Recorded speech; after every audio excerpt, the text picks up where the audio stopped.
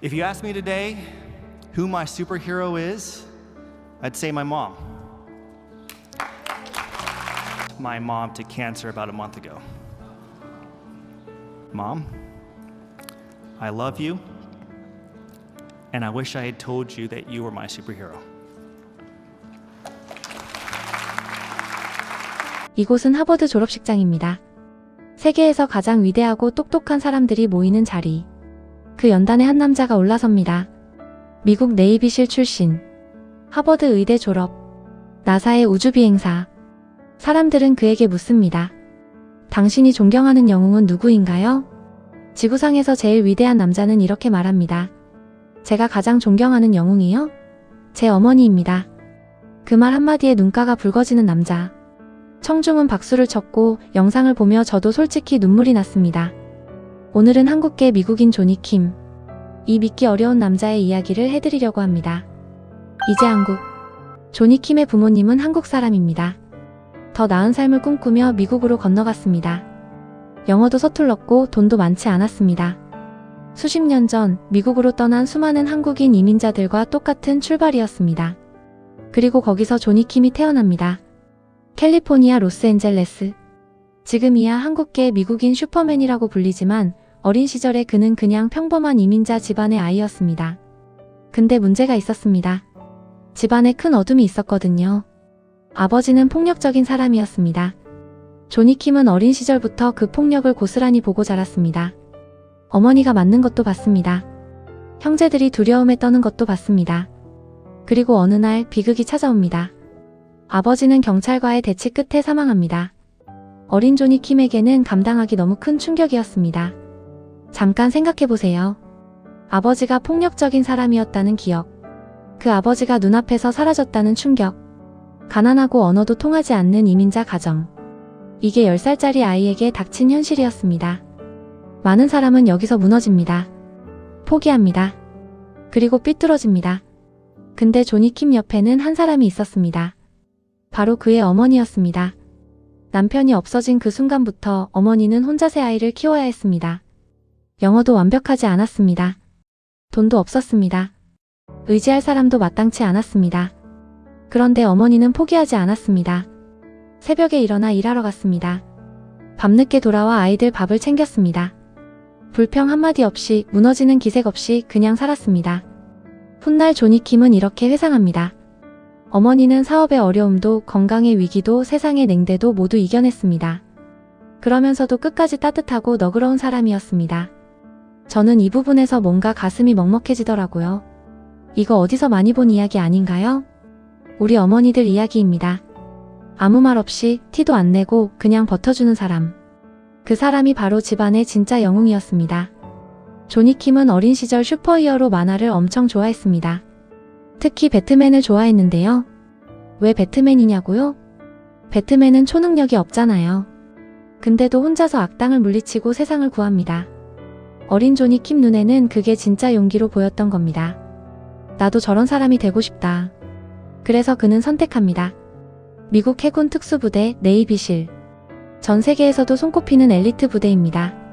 지원자의 대부분이 훈련 도중 포기합니다. 체력이 문제가 아닙니다. 정신이 버텨야 합니다. 새벽 시간 차가운 바닷물 속으로 들어가는 훈련. 며칠 동안 잠을 못 자는 훈련. 언제 끝날지 모르는 상태에서 버티는 훈련. 조니 킴은 이걸 통과합니다. 그리고 실제 전쟁터에도 투입됩니다. 이라크, 아프가니스탄. 총알이 날아다니는 곳에서 임무를 수행합니다. 무공훈장도 받습니다. 많은 사람들이 여기서 인생 목표 달성이지라고 생각했을 겁니다. 근데 조니 킴은 멈추지 않습니다. 아니, 멈추지 못했다는 표현이 더 정확할 것 같습니다. 전쟁터에서 돌아온 조니 킴. 그 안에는 보이지 않는 상처가 가득했습니다. 그는 하버드 연설에서 이 이야기를 직접 합니다. 정말 용기 있는 고백이었는데요. 전쟁터에서 임무를 수행하던 중 어쩔 수 없는 판단을 내려야 하는 순간이 있었다고 합니다. 불완전한 정보 속에서 팀원들을 지키기 위해 순간적인 결정을 내렸습니다.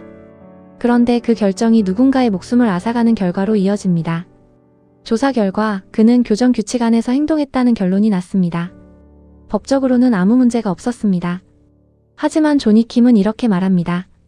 저는 이 비극의 피해자가 아닙니다. 제가 원인을 제공한 사람입니다. 그 무게는 제가 평생 짊어져야 할 몫입니다. 이 말이 얼마나 무거운 말인지 느껴지시나요? 그 무게를 피하지 않고 정면으로 받아들인 사람. 그 고통을 어떻게든 의미 있는 것으로 바꿔보려고 선택한 길이 바로 의사가 되는 길이었습니다. 네이비실 출신이 하버드 의대에 가는 것 자체가 영화 같은 이야기인데요. 그렇게 조니 킴은 하버드 의과대학에 진학하며 사람을 죽이는 전쟁터에서 사람을 살리는 병원으로 가게 됩니다. 그런데 거기서도 그는 새로운 걸 배웁니다. 전쟁터에서 살아남기 위해 그는 마음에 두꺼운 갑옷을 입었습니다. 감정을 차단하고 약함을 보이지 않고 혼자 버티는 사람이 됐습니다. 근데 의학에서는 그게 안 됩니다. 환자를 앞에 두고 마음의 갑옷을 입고 있으면 아무것도 할 수 없거든요. 조니 킴은 하버드에서 처음으로 갑옷을 벗는 경험을 합니다. 교수들과 동료들이 그의 어두운 과거를 알고도 외면하지 않았습니다. 그의 곁에 언제나 함께 있어줬습니다. 그 경험을 통해 그는 깨닫습니다. 공감은 약점이 아니다. 오히려 사람을 고치는 초능력이다. 그런데 여러분, 힘들다고 말하려니 창피하다. 약한 소리 하면 남들에게 무시당하지. 나 혼자 해결해야지. 이런 생각 많이 하시잖아요. 조니 킴도 그랬대요. 누구보다 강했던 네이비실 출신이 그랬다는 거예요. 근데 그 갑옷을 벗고 나서야 진짜 사람이 됐다고 합니다. 조니 킴은 훌륭한 의사가 됐습니다. 그런데 조니 킴은 또 멈추지 않습니다. 나사의 우주비행사에 지원합니다. 미국 전역에서 수천 명이 지원합니다. 그 중에서 조니 킴이 선발됩니다. 네이비실, 하버드 의사, 나사 우주비행사. 세계에서 이 세 가지를 모두 이룬 사람이 과연 몇 명이나 될까요? 아마 조니 킴이 유일할 겁니다. 그리고 2024년 조니 킴은 국제우주정거장에서 8개월을 보냅니다. 시속 24,000km로 지구를 돌며 세상을 내려다봅니다. 그가 내려다본 지구는 어떤 모습이었을까요? 조니 킴은 연설에서 이렇게 말합니다. 궤도를 돌며 지구의 장엄함을 목격했습니다. 거대한 폭풍, 화산 폭발, 드넓은 바다, 별자리처럼 빛나는 도시들, 상상을 초월하는 색깔의 오로라. 그런데 국경선은 보이지 않았습니다. 그냥 어둠 속에 떠있는 하나의 작고 아름다운 행성만 보였습니다. 우주에서 내려다보니 국경선이 없더라는 겁니다. 그 행성 위에 우리가 아는 모든 사람들이 살고 있다는 것. 근데 조니 킴은 또 이런 말을 합니다. 우주선 창밖으로 지구를 바라보다 보면 그 구름 아래 어딘가에 제 아내와 새 아이가 있다는 걸 압니다. 제 삶에 중력을 부여해준 바로 그 사람들. 이 문장 진짜 좋지 않나요? 제 삶에 중력을 부여해준 사람들. 화려한 스펙을 가진 남자가 우주에서 생각한 건 결국 가족이었습니다. 이제 다시 처음으로 돌아옵니다. 하버드 연단의 선 조니 킴. 그는 세 가지를 이야기합니다. 첫 번째, 실수와 비극은 새로운 목적의 불씨가 될 수 있다. 전쟁터에서의 실수, 그 고통. 그 상처를 피하지 않고 마주한 결과 의학이라는 길을 찾았습니다. 우리도 마찬가지입니다. 인생에서 가장 아팠던 순간이 오히려 가장 중요한 방향을 알려줄 수 있습니다. 두 번째, 공감과 취약함은 초능력이다. 갑옷을 입는 것이 용기가 아닙니다. 갑옷을 벗는 것이 진짜 용기입니다. 조니 킴은 이렇게 말합니다. 진짜 초능력은 갑옷을 입는 데 있지 않습니다. 갑옷을 벗는 데 있습니다. 세 번째, 무조건적인 충성은 사람이 아닌 가치에 바쳐야 한다. 네이비실에서 배운 형제애란 개념이 있습니다. 팀을 위해 나를 희생하는 것.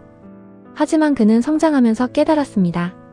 사람에게 무조건적인 충성을 바치는 건 불가능합니다. 인간은 다 불완전하니까요. 대신 가치에 충성해야 합니다. 진실에, 도덕에, 옳음에, 그리고 마지막, 조니 킴이 가장 떨리는 목소리로 꺼내는 이야기. 제가 가장 존경하는 영웅은 어머니입니다. 어머니는 사업의 어려움도 이겨냈습니다. 건강의 위기도 이겨냈습니다. 세상의 수많은 고난도 이겨냈습니다. 그러면서도 언제나 따뜻하고 너그럽고 도덕적으로 용기 있는 사람이었습니다. 어릴 때부터 허구의 캐릭터나 세상 밖에서 영웅을 찾았습니다. 근데 가장 큰 슈퍼히어로는 항상 제 곁에 있었습니다. 그리고 그는 덧붙입니다. 연설하기 불과 한 달 전, 어머니가 암으로 세상을 떠났다고. 엄마 사랑해요. 그리고 당신이 제 슈퍼히어로라는 걸 더 일찍 말했더라면 좋았을 텐데. If you ask me today who my superhero is, I'd say my mom. lost my mom to cancer about a month ago. Mom, I love you, and I wish I had told you that you were my superhero. 저는 이 부분에서 눈물이 나오더라고요. 여러분은 어떠셨나요? 오늘 이 영상을 보시는 분들 중에 정말 고생 많이 하신 분들이 계실 겁니다. 젊을 때 가족 먹여 살리느라 꿈 하나 제대로 꿔본 적 없이 살아오신 분들, 말 한마디 못하고 속으로만 삭히며 버텨오신 분들, 그 자체가 이미 슈퍼히어로였습니다. 조니킴의 어머니처럼, 우리 곁에 있는 수많은 평범한 영웅들처럼. 그리고 조니킴이 청중에게 마지막으로 남긴 말은 이것이었습니다. 갑옷을 벗으세요. 공감하세요. 특히 당신과 다른 생각을 가진 사람에게. 그것이 우리가 함께 살아갈 수 있는 유일한 길입니다. 저희 채널은 우리나라의 자랑스러운 모습을 함께 나누고 있습니다. 여러분의 마음속에 작은 감동으로 남았기를 진심으로 바랍니다. 오늘 영상이 좋으셨다면 구독과 좋아요, 알림 설정 꼭 부탁드립니다. 그리고 댓글로 여러분의 생각도 함께 나눠주세요. 다 함께 대한민국이 더 자랑스러워지는 채널로 만들어가겠습니다. 그리고 앞으로도 한국이 더 자랑스러워지는 순간들을 정성껏 담아 전해드리겠습니다. 함께 해주셔서 진심으로 감사합니다.